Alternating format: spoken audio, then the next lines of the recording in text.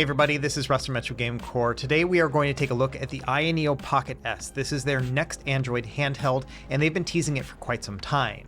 Now this is a very early prototype sample. In fact, I have to send it back to them as soon as I'm done making this video, and I can't do a lot of the things that you would expect, like battery testing and benchmarking, just because it is so early in its development. However, they did say that I could do whatever I wanted when it came to the controls and things like that. So that's what we're going to focus on in this video, are the ergonomics, how does it feel to actually hold the device, and then also, the buttons and the screen and those kind of aspects. Now this thing is so early that we're actually 2 months out from their next media event where they're going to talk about it. So it's going to be 2 months before we even know the price. And so as a result, I don't think this can be a review in any way. If anything, it's just a showcase of its possibilities and whether or not it's going to be something to keep an eye on here in the future. And I think there are some unique qualities to it and a couple other things that I think could be a little bit better. So what I'm going to do in this video is we're going to look at all the aspects that we can, but then also I want to make a wish list of all the things that I hope will actually be in the device when it goes to full retail. So I think we're going to have fun with this video and kind of picking apart something super early and then seeing whether or not those improvements actually come to pass. So without any further delay, let's go ahead and get started.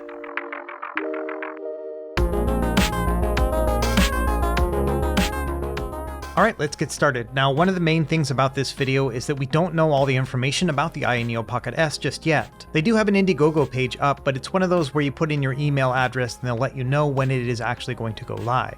However, on their website, they do have a bunch of graphics that do give us some details about the device itself. And there are definitely some interesting components here. For example, it has a 6-inch screen with a 1440p resolution. In addition, it's going to be using the new Snapdragon G3x Gen 2 processor. We haven't actually seen this in any other handheld before. This is going to be the second generation of the same chip that was in the Razer Edge, and you can go on the Qualcomm website and actually read more about it. And so even though we haven't seen this chipset in any other handheld to date, we do get a pretty good idea that this is going to be very top of the line when it comes to Android gaming.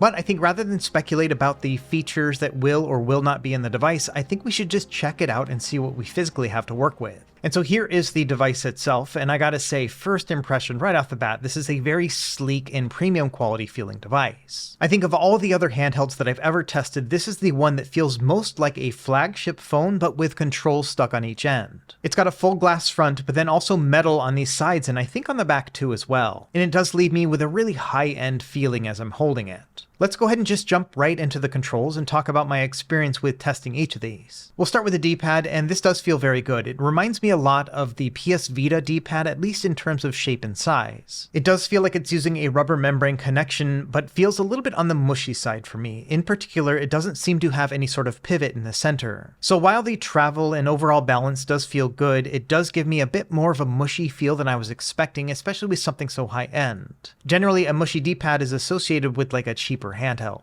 When it comes to the accuracy of the D-pad in a gamepad tester app, it's almost perfect. When I want to push on a diagonal, it usually can do that no problem, but I did notice every once in a while when I was trying to do a cardinal direction, it would also hit a diagonal too. Let's test that in a real world scenario. We're going to start with Street Fighter 3 Third Strike. So in this one, it's good if you have an easy diagonal, because if you're doing a Hadouken or Shoryuken, you want to have that full range of motion. And yes, sure enough, from an accuracy standpoint, I'm able to pull off these moves every time I try. Now, one thing to note about my Street Fighter footage is often I will miss a move, and that's because I'm like not the best Street Fighter player in the world. And so when I say that something's Hadoukenable and Shoryukenable, I don't mean that I personally can do 10 of these in a row. Instead, what I'm talking about is when I actually pull off the move correctly, that the character is doing it as well. So if you ever do see a misinput in this footage, it's not necessarily that there's something wrong with the game or the D-pad itself, it's just that I'm not the best player in the world. Suffice to say, when it comes to the AYANEO Pocket S, when I want to hit one of these moves and I do it correctly, it definitely works. But I am still getting that mushy feeling. It's kind of similar to what it was on the old Super Nintendo controller, but a little bit more pronounced. Now moving over to the NES Contra test. So in this one, I like to push down on the D-pad and then rock it left and right. I want to see how much the character moves. And as you can see in this footage, the character does move quite a bit. And so that does kind of lead me down that path of saying that the accidental diagonals here are just a little bit more prominent than I would like. And then finally, we'll do Celeste with the Nintendo Switch emulator. So this one I consider to be a precision platformer. So I want to make sure that when I hit a diagonal, it's doing it the way I want, and then same thing with up, down, left, and right. And here in particular, when I'm trying to do an up motion, sometimes it'll also do a diagonal. So it's not not quite perfect, but still very close. So overall, it's actually a pretty responsive and accurate D-pad with a little bit of issue here and there. And I'm not a D-pad expert, but my suspicion is if they just raise it a little bit and add a tiny bit of pivot to it, that it's going to be a little bit more accurate in that regard. And also bear in mind that none of these controls have been what they call fully optimized yet, so there is still room for these to be improved before the retail version actually launches. Okay, next we'll talk about the analog sticks. These are the same Nintendo Switch Joy-Con style sticks that AYANEO has been using for years at this point. And these are Hall sensor sticks. They're not bad for being so small, but I have seen better from other companies. We'll talk more about this when we get closer to the end of the video. Now in terms of gamepad testing, I did see that it had a full circular range of input. And this can be either a good or a bad thing. It's good in the fact that it gives you a very smooth response, but there are some apps that actually expect the corners to go all the way to the full corner and not have a circular input. And so there may be times when you're playing a game where you're trying to get into the corner and instead of your character running, it's walking, for example. And that's why, is because you have a circular input. Another thing of note, it looks like there's a software enhancement to the dead zone. If you look in the very center of these green circles, you'll see that there is a whole blank spot right there in the middle. And so that means as you're pressing on the analog stick, it's going to basically jump to like maybe 5 or 10% of an input from 0. Now, if you actually go into the iSpace app, they have what they call range adjustment, and that's turned on by default. If you would rather not have that circle dead zone, then you can turn this off. And then when we jump into the Gamepad Tester app again, you can see that there is no blank circle there in the middle. So it's really going to be a matter of preference and what feels best for you as you're playing a game, but you do have that option in the settings. Now, when it comes to actually playing a game, say you were doing game streaming or a first-person shooter game, something that uses both analog sticks at once, I found the experience to be just okay. In fact, I'm going to talk about this a lot throughout the video, but it reminds me a lot of using a Nintendo Switch Lite. After all, the joysticks are the same, the thickness is about the same as well between the two devices, and the layout is the same as well. And so as a result, if you've ever played a Nintendo Switch Lite, this is going to be a very familiar but more premium experience. And for me personally, I don't think a Nintendo Switch or a Switch Lite is the ideal control setup for playing a game that's dual stick like this, but of course you might have a different perspective. Let's keep going with the buttons. So on the top left, I think this is a home button. None of these are labeled, so I just kind of had to figure it out myself. However, I do know on the bottom left, these are start and select buttons, and they have a soft kind of dome click to them. Now let's move over to the face buttons. So these have a rubber membrane connection and are very similar in texture and travel compared to the D-pad. So these are glossy and have a sleek feel to them, but I think it feels very professional. It's more like a rounded PS Vita button, and it's a little bit bigger as well, and so I think it feels good. On the bottom right, we have two other buttons. The leftmost one is the iSpace button, and I have no idea what the one to the right of it actually does. This might be something that is mapped later on in the settings. Let's take a look up top, starting with the shoulders and triggers. So these shoulders have a kind of soft click to them as well. They feel really good, easy to press down on. And the triggers are analog and Hall sensors, and they feel really good. They have a nice kind of low travel to them, which I think works really well with a more sleek device like this. And they have a good smooth feeling to them, and I don't feel like there's too much or not enough resistance. It's just about right. Going back into that Game Tester app, you can see here we have a full range of motion. When I press on the button halfway, it goes to 50%, and then all the way goes to 100. So if you are playing a game that has nuanced analog input with the triggers, for example, a GameCube game or maybe some game streaming or a driving game, all those are going to work out really well. I think it's a very accurate input. Also up top, we do have two hotkeys. These are kind of standard with AYANEO devices, and these should be able to be programmed in the software. On the far right, we have a power button, and then to the left of that, we have our volume up and down. And you've also got an LED indicator light between the volume buttons as well as the fan output. And it's worth noting the trim around the edges is metal. It seems very much so like an iPhone. It looks pretty sharp. On the bottom, we have two down-firing stereo speakers. And then on the bottom, you can see we have our fan intake, so the air will come down from the bottom and then up through the top. And then we also have our USB-C power port. Now on the left side, we have a micro SD card slot. This is covered by a little flap. And on this prototype, the micro SD card slot is not working just yet, but I did want to confirm that yes, a micro SD card goes in here. There's no space for a SIM card. That's something we'll bring up later in the video when we get to the wish list portion. Now on the right side, we have this little toggle. This is spring loaded and you can just kind of flick it up. It took me a while to figure out what this is, but when you open up the iSpace app and then you flick it, it will actually shift between the three different power modes that they have available: max, game, and balance. So that's handy if you're in a game and it's just kind of slow and you want to bump it up a little bit, but I wish there was some sort of indicator on the screen other than within iSpace itself to let you know which performance mode you're in. Either way, it's a pretty simple toggle and not one that I pressed accidentally. Okay, let's move into size and shape and ergonomics. And right off the bat, I can tell you this feels a lot like holding a flagship phone. It's obviously going to be wider because it has those controls on each side of the screen, but you also have to bear in mind that the aspect ratio of the screen is 16:9. Most modern phones are a 20:9 aspect ratio, so they're already going to be fairly wide. And so when you do a side-by-side comparison between a phone and the device itself, it's only about an inch difference altogether. This device also is well rounded around each of the edges. It's not sharp at the edge like an iPhone is, instead it's just a little bit more ergonomic to hold. So I do like the nice rounded shape here. It doesn't have ergonomic bumps like you would expect from maybe some other dedicated handhelds, but all the same, it's very comfortable to hold. I also like the fact that we have a full glass front. At first I thought this is just going to make it really smudgy, and it definitely does, but all the same, I like the smooth aspect to it as well. And so yes, there's definitely going to be smudges on the front of the device where you place your hands, but as you can see here in the camera, it doesn't pick up that much. If anything, I would say it's very similar to just the overall daily use that you would get from using your phone. So even though I thought this was kind of going to be a big deal, especially because I really don't like smudges on my devices, I ended up not really minding it at all. I did have to wipe it from time to time, but in general, it just bothered me a lot less than I thought it would be when looking at the renders. Now I want to jump into some size comparisons. We're going to start with the Nintendo Switch Lite because I do think that this is probably the closest approximation to the AYANEO Pocket S. It almost feels like they're the same device, but at two different ends of the spectrum. The Switch Lite is cheap and plasticky and has a 5.5-inch screen that doesn't look that great, but the layout and overall feel between them is almost identical between the two. The Pocket S just feels like a really upgraded version of a Switch Lite. It's got a 1440p resolution and a larger screen at 6 inches, but a lot of the controls are going to be a very similar experience. Now, when talking about ergonomics, actually holding the device, it's got a very flat kind of feeling to it, and I found the most comfortable way to use it is to secure my pinkies underneath it, so it kind of supports it as I'm playing, and then the other fingers just kind of go flat across the back. And this is almost identical to the experience of using a Nintendo Switch Lite. I do the exact same thing where I put my pinkies down at the bottom, and then I spread my fingers out across the rest of the back.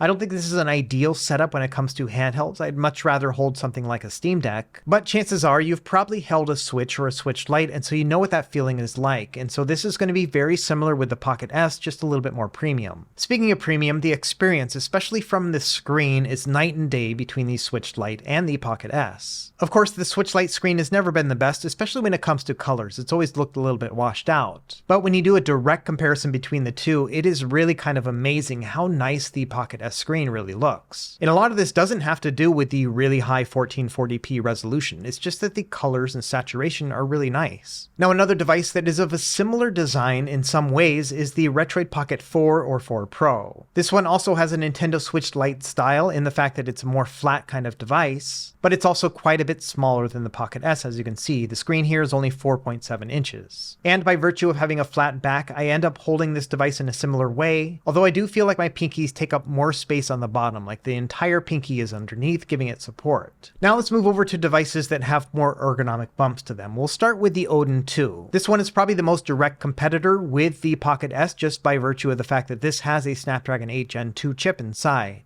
So among all of the other Android handhelds that are available right now, the Odin 2 is definitely the most powerful, but I do suspect once we get into benchmarks and things like that, there will be cases where the Pocket S definitely outperforms it. And I think it's way too early to do any performance comparisons directly between the two, but I will say that these both are kind of at that same threshold. By that, I mean that these devices are so powerful that most Android apps can't take advantage of all that power. So I think from a power and performance standpoint, I think that'll have to wait for a different video, but I will say between the two right now, they have completely different feels. The Odin 2 has those ergonomic bumps in the back, and so that does give you a more roomier and kind of grippier feel to it, but the AYANEO Pocket S definitely feels more sleek and a little bit more sophisticated. And so while I think that both of these devices are very high quality for their own reasons, I think they have two different design philosophies. I'd call the Odin 2 a little bit more utilitarian, whereas the Pocket S is more artful. Another Android-based handheld worth comparing to is going to be the Anbernic RG556. This one has a smaller screen, it's only 5.5 inches, but it is AMOLED. It's also quite a bit less performant than the Pocket S, so this also is not a great comparison, but I did want to at least show the size difference between the two. Another size comparison worth showing is going to be with a flagship phone. This is the Red Magic 7. I've had it for a couple years at this point, and this is a pretty standard size when it comes to most of those bigger smartphones on the market today. And like I mentioned before, the Pocket S is not that much wider at the end of the day. A lot of that has to do with the wide 20:9 aspect ratio screen on smartphones that are out right now. If we throw on a telescopic controller like the the Backbone one, which is a pretty narrow controller all things considered, you can see that it is quite a bit wider than the Pocket S. And also bear in mind, I'm not really doing any sort of size comparisons with a handheld PC, just because that's a completely different architecture. But just to give you an idea, here is a comparison against the ROG Ally. I think these two have completely different use cases. The ARM handheld in the Pocket S is going to give us better battery life, but will have some limitations when it comes to the apps and emulators you can run, whereas the ROG Ally is a full-on Windows PC, which means it can play just about anything, but it will suffer from the x86 architecture when it comes to battery life. In the end, when it comes to size of the Pocket S, it is just a little bit larger and thicker than a smartphone. And I'm a little bit torn about whether or not I would consider this to be pocketable. Yes, I can throw it in the pocket of basically any pants that I have, and it's definitely going to fit in my pocket. It's a little bit on the long side, and then of course those sticks and the triggers are going to stick out from your pocket, and getting it out of your pocket is actually a little bit harder than you would expect just because the sticks get a little bit stuck on your pocket liner. Either way, yes, it does fit, but it's not going to be a sleek and seamless experience like it is throwing a phone in your pocket. And this is the Red Magic 7 with a case on it, and so yeah, I can slip this one in and out no problem like any other smartphone. And so there is a bit of a concession there where you can't fully do that with the Pocket S. Now the battery and the weight of this device have not been released yet. I think it's still in the works, and so as a result I can't tell you the weight of this device that I'm testing, but I can say that they are going for a very sleek and lightweight feel overall. If anything, I would say this is only a little bit heavier than a smartphone, and it feels very light to pick up and hold. However, one thing to keep in mind, when you have something so thin, I think this is going to be 14 millimeters altogether, it does mean that you are going to have some heat distribution issues. When you combine that with a really powerful chipset, even though they have active cooling, the device itself does get warm as you're using it. And I found two different ways that it can get warm. If you turn the brightness all the way up, it can get pretty hot, but as I'll show later in the video, I don't really ever use it at full brightness because this is a pretty bright screen. And the other time I found the Pocket S getting warm was when I was really pushing the performance, for example with a Nintendo Switch game or with like a PS2 game at a 3.5x resolution. And the experience is very similar to just using your smartphone to play a game. It can get pretty hot, maybe not to the point where you want to actually turn it off, but something you would notice. And I think that just comes part and parcel with having a very sleek and thin device. Now, AYANEO has already acknowledged the fact that this might not be the most ergonomic grip altogether, and so they do have plans to release a protective case that's going to have ergonomic grips. This is still in a very early stage and obviously something I don't have here with me to test, but I do like the fact that they are keeping this kind of stuff in mind.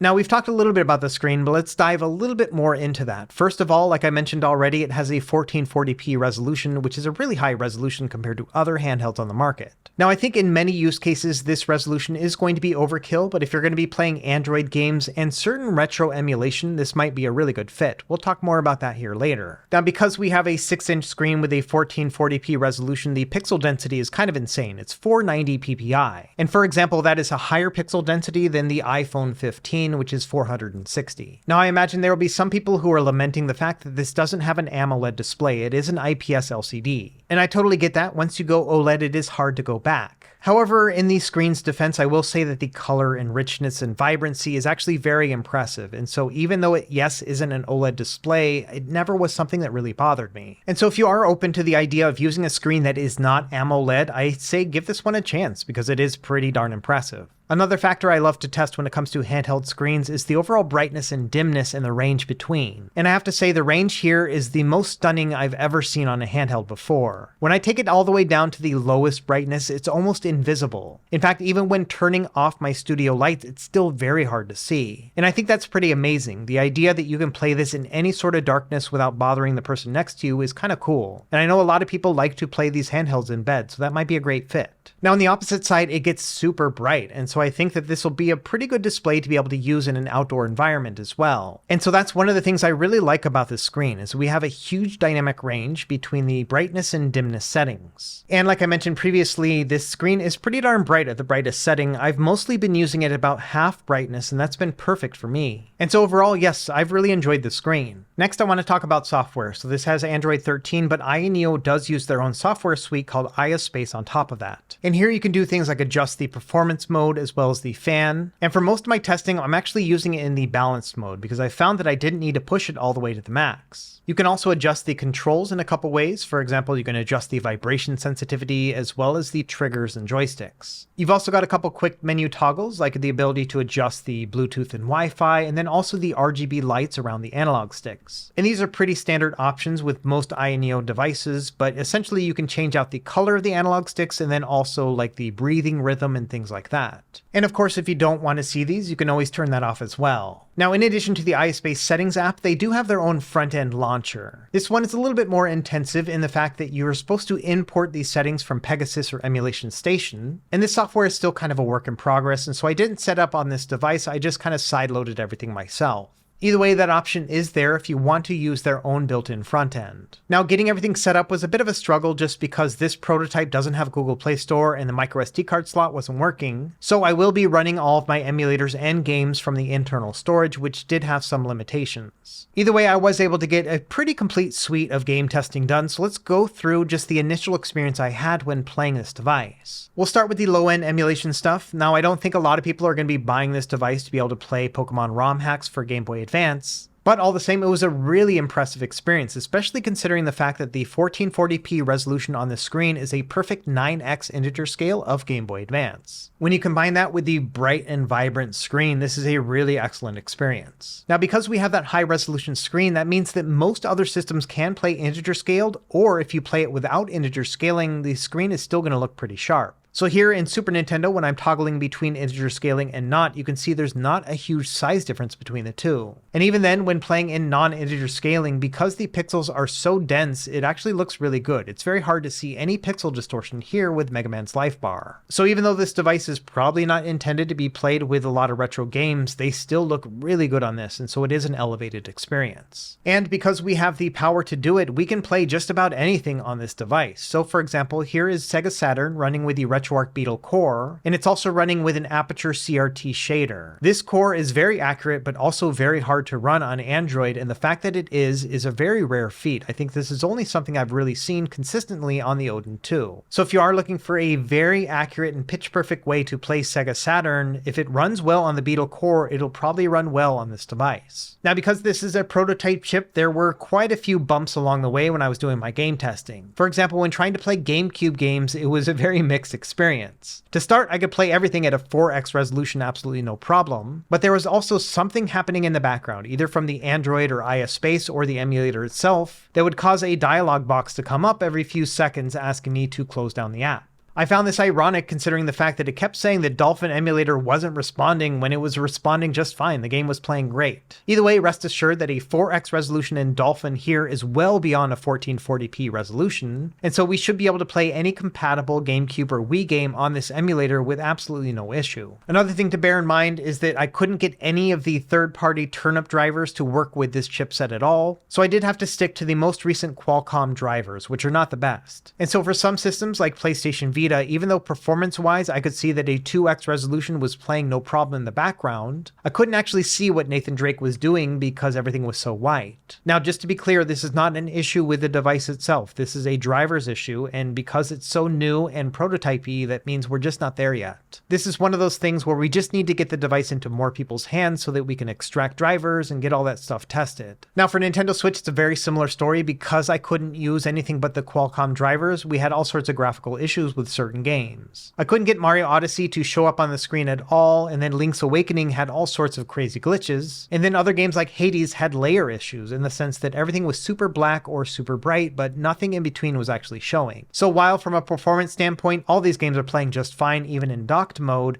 it's just one of those things where the drivers need to catch up. Every once in a while, I would find a game that worked out pretty well. For example, Super Mario Bros. Wonder was a pretty playable experience. I would still get some graphical glitches here and there as things were kind of cashing in, but all the same, it was pretty nice. But even then, I was very impressed with just the raw performance power we had for Nintendo Switch emulation. A good example is going to be Super Mario 3D World. This is not the hardest game to emulate, but all the same, it played in docked mode absolutely fine. And even if I bumped it up to a 2x resolution from the original docked mode, the performance was still pretty good. I'd get a couple shader stutters here and there, but overall the performance was very playable. Now that being said, you can see there was a lot of introduced graphical issues when I did a 2x resolution. In particular, the shading from the clouds was just all over the place, and so I'm not really sure if I would want to play this at a 2x resolution. I think that a 1x would just look a lot better. Either way, it's a great indication that the raw performance power here of Nintendo Switch emulation is really impressive, and it's only going to get better once those drivers catch up. Now, other emulators worked just fine without any sort of driver compatibility issue. For example, with PlayStation Portable, I was running everything at a 6x resolution. And this resolution is well beyond the 1440p properties of the screen, and so we are getting something that looks really, really sharp. In fact, I think this was a really good fit for PlayStation Portable games just because the controls themselves feel a little bit Sony. By that, I mean that the controls are somewhat glossy and we have that front-facing glass screen, much like the original PS Vita. And so this just feels very similar to that, but just upscaled even more. Another system that ran well is Nintendo 3DS using the Citra Nightly emulator at a 6x resolution, and this also ran very well. Like with the Switch emulator, I did get some compilation shader stutters every once in a while, but all the same, it's really impressive that we're getting this at a 6x resolution in the first place. And then finally, I wanted to show off some PlayStation 2 emulation. So here I'm using Nether SX2 version 4248. And I found the best resolution for PS2 is actually 3.5x. That's going to be about a 1500p resolution, so better than 1440p. And all the games that I tried with this, even the high-end ones like God of War 2, played really well. Now I think one could argue that anything beyond 1080p on a 6-inch display, you're not even going to see the difference between them. But all the same, it's really neat to be able to push it to an insane amount of pixels on a device like this. For me personally, I'd probably drop it down to a 3x resolution. That way I would get a little bit better battery life because I'm not pushing the system so hard. But it's definitely up to the task. Even when playing Gran Turismo 4, in the parts that are really hard to emulate, like with the trees overhead, it's still running well. Now there are some limits to performance. For example, if I push it to a 5x resolution, which is beyond a 4K resolution, yeah, it's going to slow down at that same part. But again, we're really talking about pushing it well beyond what the screen can handle and really what you're probably going to notice anyway. But either way, I think that does give you a pretty good indication of what kind of performance we can expect from the Pocket S when it does ship retail. Okay, so that's really about it when it comes to testing. So now let's wrap up and talk about some of the green flags and red flags that I found with this system. So this isn't a full review, but just some of the things that got me excited about it and some other things that I'm gonna have a little bit of hesitation about. We'll start with the green flags. So number one, this thing is a very sleek device. I think that it just reminds me a lot of a flagship phone. It also has an overall very premium quality to it. I think the metal CNC around the sides of it and then also that glass front,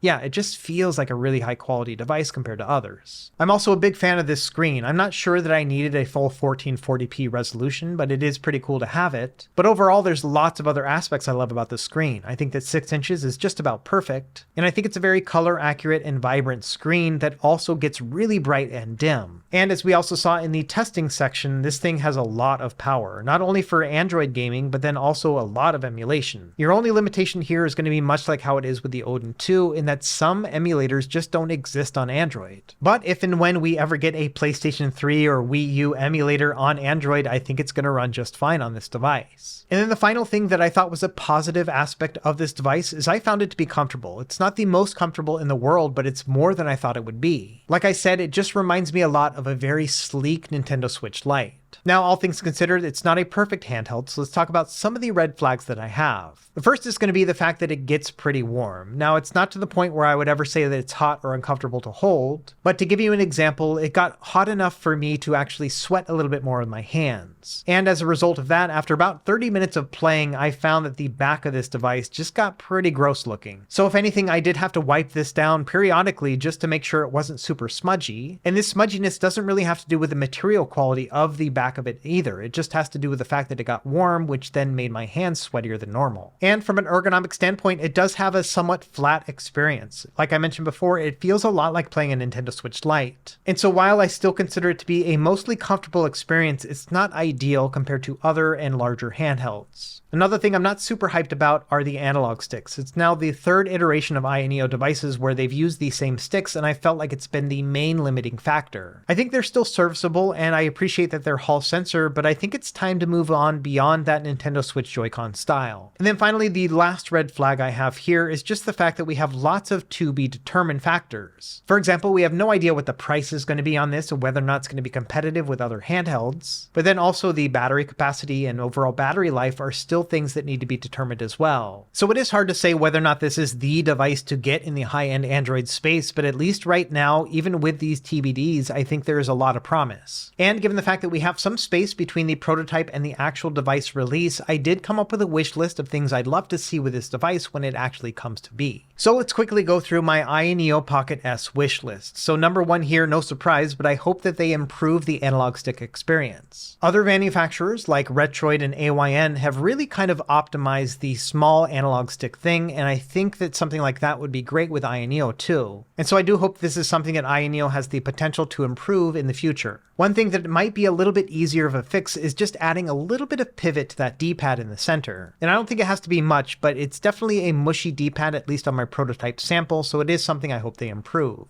Another thing I hope that they come up with the AYANEO Pocket S is some sort of front case or maybe a back case hybrid with the front. And I think a great example is this 3D printed case that was made for the Retroid Pocket 3 Plus. This is made by a shop called Epic Printing on Etsy, and it's a really great deal. What I love about this is that it covers both the front and the back, and it just kind of snaps into place. And when you put it on the front, it actually makes the device more pocketable because it's not going to stick on those analog sticks as you pull it in and out. Not only that, the little bumps that they have over the analog sticks when placed on the back of the device actually turn it into an ergonomic grip. So it's kind of the best of both worlds in that it can protect your device when you throw it in your pocket, and it also happens to make it more pocketable, but then also when you put it on the back, it makes it more ergonomic. And so if AYANEO is able to make a high quality case like this, I think it would be a slam dunk. And then finally, the last feature that I thought was sorely missed in my prototype was the fact that it doesn't have an LTE module. I don't think that every single AYANEO Pocket S should come with that because many people wouldn't want that, but I think it would be pretty awesome if there was an option to have it if you wanted, kind of like how the iPad is being sold.